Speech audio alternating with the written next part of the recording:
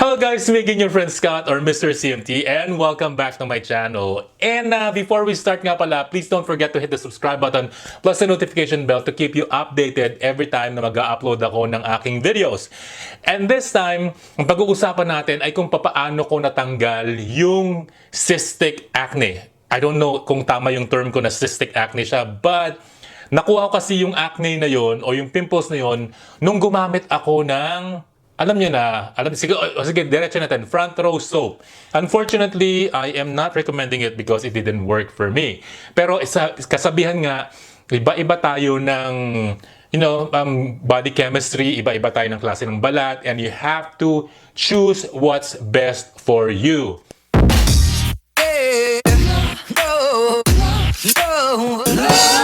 So let's cut to the chase and sabihin ko na sa inyo kung paano nga gumaling yung aking acne or yung mga pimples ko na dulot ng soap na yon.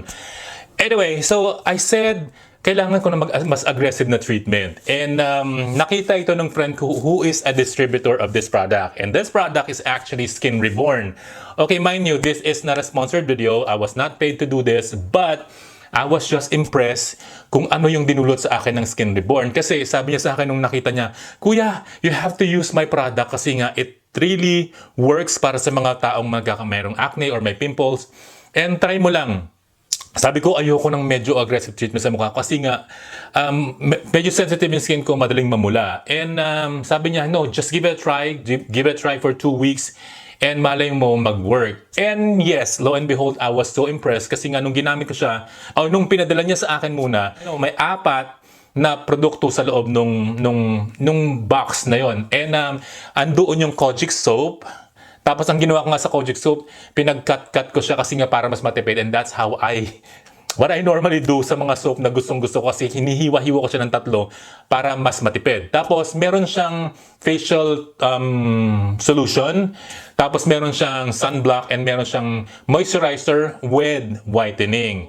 The first day, talagang namula yung mukha ko, and one thing about this product is that wala siyang peeling. Meron siyang microscopic peeling, pero wala talaga siyang peeling na visible sa mata ng lahat ng tao. So, you have to use it twice daily, pagkagising mo at bago ka matulog. Normally, pagkagising ko kasi, I put ice on my face before I put anything on my face. Yun, minamasahe ko yung yelo sa mukha ko para lang, alam mo na, para mas mag-activate yung collagen. And I am recommending that for you people kasi mas nakakaliit pa siya ng skin pores. Ayun. So, nung dumating na nga yung product, kahit na medyo skeptical ako, ginamit ko pa rin siya. Nung gabi na yon kasi naghilamos ako using the kojic soap. At first, it was kind of stingy. Pero sabi ko siguro it really works. Pero syempre medyo skeptical na nga ako at saka worried na ako na baka mamaya mangyari na naman yung nangyari sa ginamit kong sabon before from FrontRow. And hindi naman siya ganon kalakas or hindi siya ganon ka-harsh sa skin. So, after that, ginamit ko na nga yung skin solution. Nirub ko lang siya. Make sure na yung pag-rub nyo ng skin solution na yon sa mukha ninyo ipataas parate para, syempre, para hindi magsag yung skin nyo. I'm already in my 40s. And syempre, kailangan I have to take good care of my skin. Kasi nga baka ako magsag. Ayoko magkaroon ng mga, alam mo na meron na nga akong laugh line or marionette lines. And I don't want any more wrinkles on my face. Pagkatapos noon, nung nailagay ko na yung skin solution sa mukha ko, nilagay ko na yung skin moisturizer and whitening sa mukha ko. At first, it sting talaga. Parang mahapdi siya o kasi talagang mararamdaman mo na nag-work yung product kasi nga namumula yung mukha mo and it get absorbed by your skin. So, hinayaan ko lang siya. So, ayun na nga, natulog na ako. And paggising ko ng kinabukasan, what I normally do is I massage my face with ice cubes. Kahit isang ice cube lang. So, after kong gumamit ng ice cube sa mukha ko, doon na ako naghilamos. Kasi nga medyo close yung pores ko noon. And what's good about that is that pag ginamit mo ngayon, yung kojic soap panghilamos, nag-glide lang talaga siya. As in, nag-glide lang. So, gamitin mo yung sabon. Wag mong ilalagay sa mukha mo yung sabon, ha? Ang gagawin mo lang, papabulain mo siya sa kamay mo at saka mo siya ilalagay o imamassage sa mukha mo. And after kong nilagay na nga, naghilamos with kojic soap, ang ginamit ko naman ay yung facial solution again. So, yun, the usual, pataas na naman ang ginagawa ko para lang para hindi ako magsag. And I can feel the stinging. Medyo mahapdi nga siya, pero siguro ganun talaga pag gumamit ka ng facial solution na mas medyo aggressive to get rid of those dark spots and pimples para mag-dry siya. It's really impressive. Nag-dry talaga siya, although may mga dark spots siya na iwan. Pero nag-dry yung mga acnes na nandun sa mukha ko. So after that, ginamit ko na yung sunblock na kasama nung product o sa package, dun sa box. Nagulat ako kasi yung sunblock was kinda tinted. Hindi ko alam kung nag-oxidize siya just because matagal na siyang nakandun sa lalagyanan. Pero I think it's a tinted sunblock. So, nung nilagay ko siya, medyo, parang ang puti. Pero the more it stays on your skin, the more it blends dun sa skin tone mo. Siguro probably the reason why it's kinda parang purplish o pinkish kasi nga mamumula yung mukha mo and you have to hide the redness. So that's the reason why yun siguro ganun ang kulay nun. And medyo maganda talaga siya. I am really impressed. Okay? I am really impressed with the product. And then I use it for almost 1 week now. And after using it for almost 1 week, eto na yung nangyari. Medyo hindi na visible ngayon yung mga acne scars or yung dark spots na cause nung acnes. Ay, hindi kasi ako sanay na hindi ako naghihilamos ng mukha ko in betweens. Like for example, lalabas lang ako sandali or magluluto ako or may gagawin ako something kasi alikabok na naman yan and I don't want anymore on my face. Ayoko na talaga, as in ayoko na. As in, sinusumpa ko talaga yung mga produkto na magkukos ng kahit na ano sa mukha ko. So, ang ginagamit ko ngayon, yung Bago to Basic soap, yung coco cider soap nila na talagang kahit na anong skin problems meron ka, it will actually help heal it faster. Yes, faster. Tapos, ang one thing about that, ginagamit ko rin siya sa katawan ko, it glides more.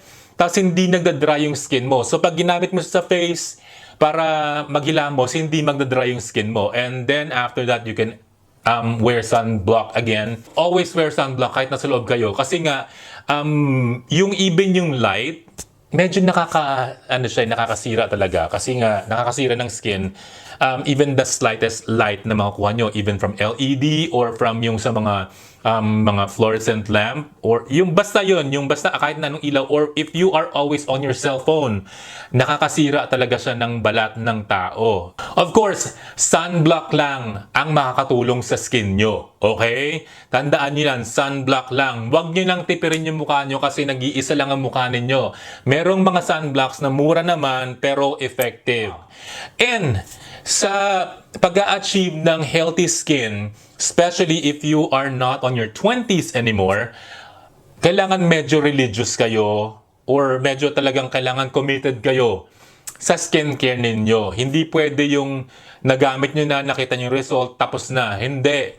You have to be committed pag nag-skincare kayo kasi it's a lifetime commitment, guys. Unless nagkulubot na kayo at ayaw nyo nang mag-sunblock at tinanggap nyo na talagang thunder na kayo. Hindi kasi pare-pareho ang body chemistry natin at yung skin type natin. You have to pick which one is best for you. Kasi kung nasa oily skin kayo or nasa dry skin kayo or nasa combination, you have to pick the right one. Now, sa magtatanong kung paano kung nagkaroon parang glass skin. Ngayon, naka-sunblock ako, so medyo matte yung itsura ko, medyo fresh lang. Pero kung nakikita niyo ko minsan na it's glowing, na medyo glass skin siya, it's because I am using niacinamide. I use that religiously, I use that daily, or sobrang addict ako sa niacinamide. Kaya most of the time nakikita nyo medyo makintab yung mukha ko, it's because of niacinamide. Hininto ko sandali yung pag-treatment ko, tapos ginamit ko yung niacinamide. After ko nung treatment na yon, ginamit ko lang siya, nag-niacinamide lang ako, and ang grabe guys, grabe yung effect nung niacinamide sa akin. I don't use vitamin C guys kasi nga yung vitamin C, mayroon siyang shelf life kung wala kayong fridge o medyo nakalimutan nyo out in the sun. Nag-oxidize siya tapos na-expire siya. That's the reason why hindi ako maganda kung sa maganda ang vitamin C sa balat. Pero it's too much of a work or masyadong hassle kasi you have to keep it sa fridge. Kahit sa fridge sometimes, may ilaw, di ba? So medyo hindi naman pwedeng naiilawan ng vitamin C kasi nga umiitim siya, yung kulay niya nagbabago. At pag nagbago yung kulay ng vitamin C, nag-oxidize na siya, hindi na siya ganoon ka-effective. So pag nilagay niyo sa mukha niyo, hindi na rin siya ganoon ka-effective. That's why I am very committed sa paggamit ng niacinamide because niacinamide actually hindi siya ganon ka-sensitive sa kahit na anong condition unless may iwanan mo siyang nakabukas, di ba?